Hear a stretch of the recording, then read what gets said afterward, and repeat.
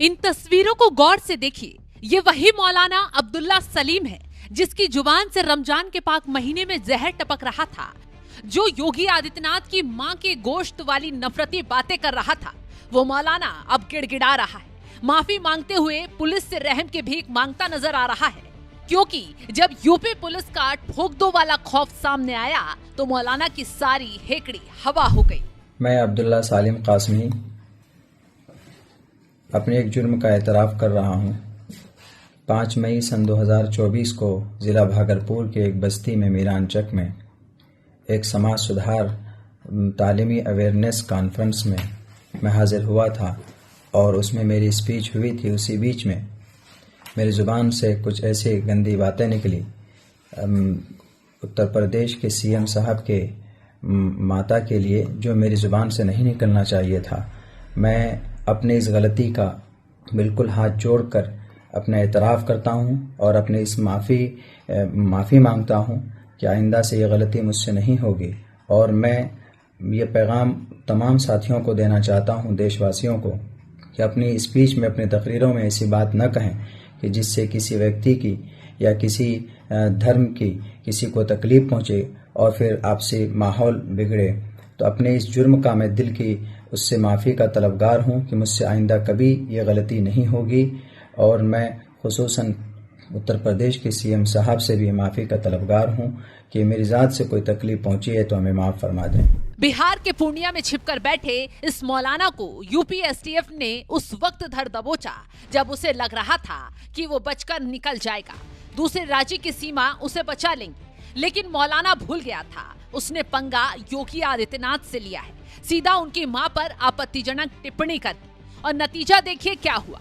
UP STF ने तुरंत बिहार के पूर्णिया में धावा बोला और मौलाना अब्दुल्ला सलीम को धर दबोच ली। जैसे ही पुलिस की बेड़ियां मौलाना के हाथों में पड़ी, कल तक विवादित बयान देते हुए दहाड़ने वाला मौलाना आज भीगी बिल्ली बन गया। और चौंकाने वाली बात तो देखिए, गिरफ्तारी होते ही मौलाना के पैर कांपने लगे, वो लंगड़ा होकर चलने लगा, क्योंकि पुलिस ने उसका तुरंत हिसाब किताब जो कर दिया।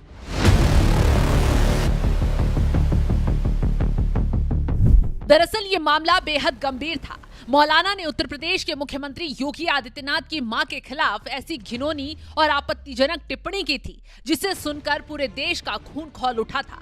मौलाना ने तंज कसते हुए कानून की तुलना मांस के टुकड़ों से की थी और उसी बीच मर्यादा की सारी सीमाएं लांघते हुए सीएम योगी की मां को बीच में घसीट लिया था। योगी जी की अम्मा का खा देते अगर 250 ग्राम तक योगी जी की अम्मा पाया जाए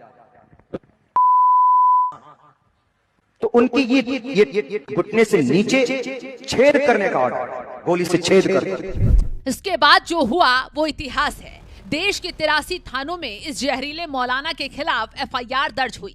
बलिया से लेकर अलीगढ़ तक, लखनऊ से लेकर गोरखपुर तक बीजेपी कार्यकर्ता और आम जनता सड़कों पर उतर आई।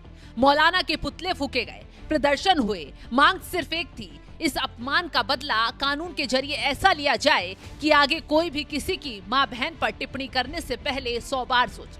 मौलाना अब्दुल सलीम, जो खुद को बिहार, बंगाल और यूपी का बड़ा धर्मगुरु बताता था, उसे लग रहा था कि वो अपने गुर्गों की छाव में बचकर निकल जाएगा।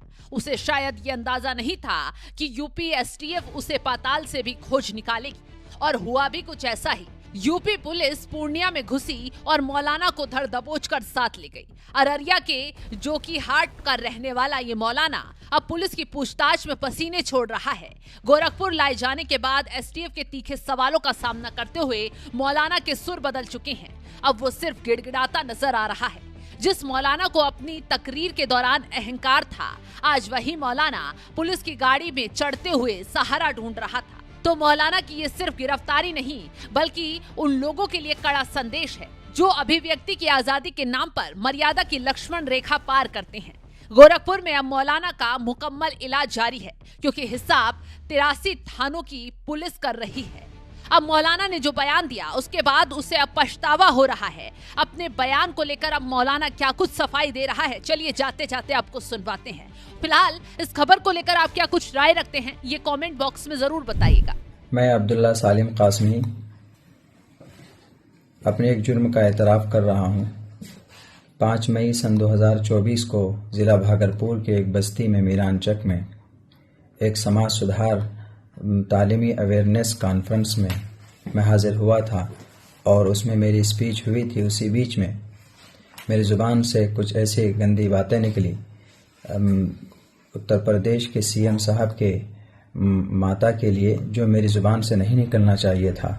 मैं अपनी इस गलती का बिल्कुल हाथ जोड़कर अपना एतराफ़ करता हूं और अपनी इस माफ़ी मांगता हूं कि आइंदा से ये गलती मुझसे नहीं होगी। और मैं ये पैगाम तमाम साथियों को देना चाहता हूं, देशवासियों को, कि अपनी स्पीच में, अपनी तकरीरों में ऐसी बात न कहें कि जिससे किसी व्यक्ति की या किसी धर्म की किसी को तकलीफ़ पहुँचे और फिर आपसी माहौल बिगड़े। तो अपने इस जुर्म का मैं दिल की उससे माफ़ी का तलबगार हूँ कि मुझसे आइंदा कभी ये गलती नहीं होगी। और मैं खुसूसन उत्तर प्रदेश के सीएम साहब से भी माफ़ी का तलबगार हूँ कि मेरी ज़ात से कोई तकलीफ़ पहुँची है तो हमें माफ़ फरमा दें।